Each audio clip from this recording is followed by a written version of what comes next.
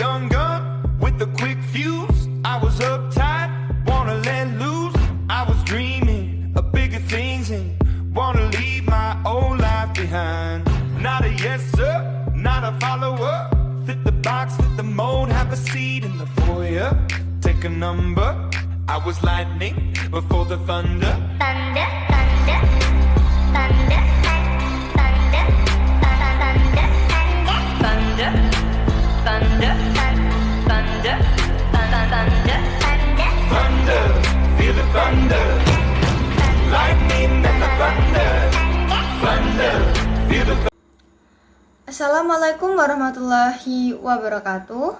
Perkenalkan, nama saya Nida Haniah, NIM 61014181440 dari Rombel PJKRC 2018.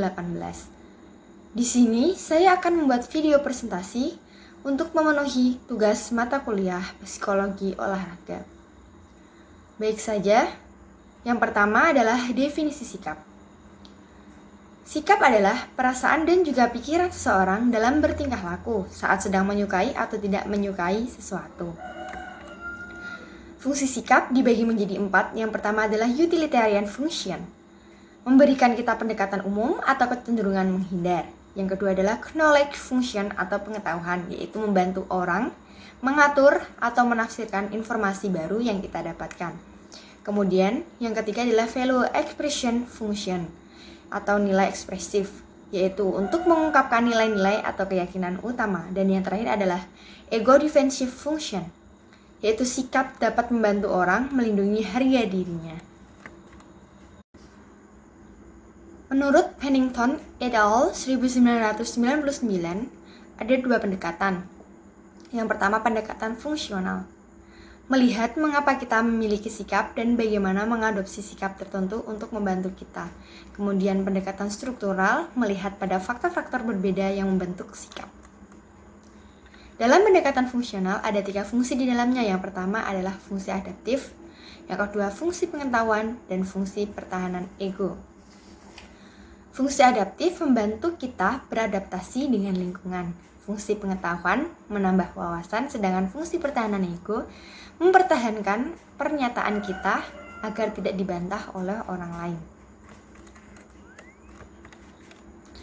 Kemudian pendekatan struktural, ada 3 dimensi di dalamnya. Yang pertama adalah dimensi kognitif, berkaitan dengan pola pikir, pikiran kita tentang sesuatu keyakinan atau sesuatu yang mendasari tentang keyakinan kita.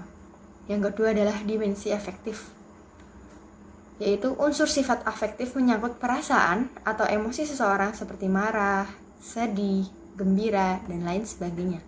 Dan yang terakhir adalah dimensi perilaku, menyangkut tindakan kita. Dalam skala pengukuran sikap ada 3 skala di dalamnya. Yang pertama adalah skala Thurston, adalah skala yang disusun dengan memilih butir yang berbentuk skala interval. Yang kedua adalah skala Likert, digunakan untuk mengukur sikap, pendapat, dan persepsi seseorang atau sekelompok orang tentang fenomena sosial. Contohnya adalah sangat setuju, setuju, ragu-ragu, tidak setuju, atau tidak sangat setuju.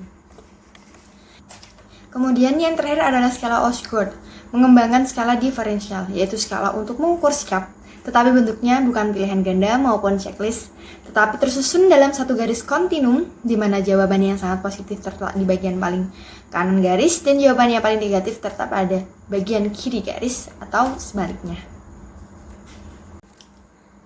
Selanjutnya, faktor-faktor apa saja yang mempengaruhi sikap terhadap olahraga? Faktor yang menjadi dasar kepribadian ada 5 di sini. Yang pertama adalah sifat dasar.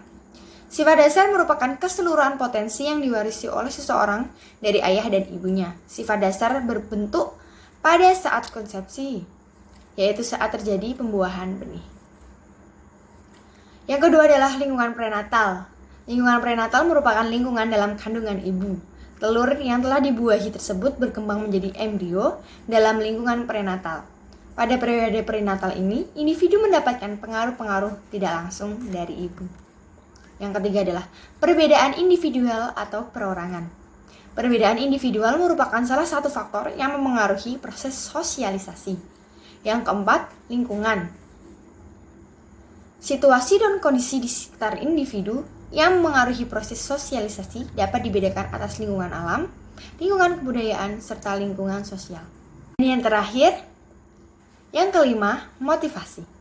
Motivasi adalah kekuatan-kekuatan dari dalam diri individu yang menggerakkannya untuk berbuat sesuatu. Dibedakan menjadi dua, yakni dorongan dan kebutuhan. Yang terakhir, strategi untuk mengubah sikap dalam olahraga. Yang pertama adalah disiplin. Perasaan taat dan patuh terhadap nilai yang dipercaya masuk menjadi tanggung jawab. Yang kedua adalah tanggung jawab, yakni nilai dasar untuk memahami manusia sebagai makhluk yang bersusila, yang selalu mempertimbangkan tinggi rendah akhlaknya. Yang ketiga adalah kerjasama. Ini sikap yang selalu tertanam khususnya pada jenis olahraga yang berkelompok.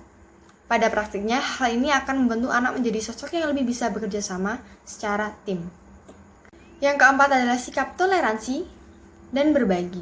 Ini suatu sikap yang pada praktiknya selalu mempertimbangkan orang lain sebagai pihak yang harus dihormati dan dihargai keberadaannya. Dan yang terakhir adalah sportivitas. Ini salah satu sikap penting yang harus selalu menjunjung tinggi moral dan menerima kenyataan secara lapang dada. Terima kasih, mungkin ini yang dapat saya sampaikan. Mohon maaf apabila ada salah-salah kata dan perilaku. Sekian presentasi dari saya. Wassalamualaikum warahmatullahi wabarakatuh.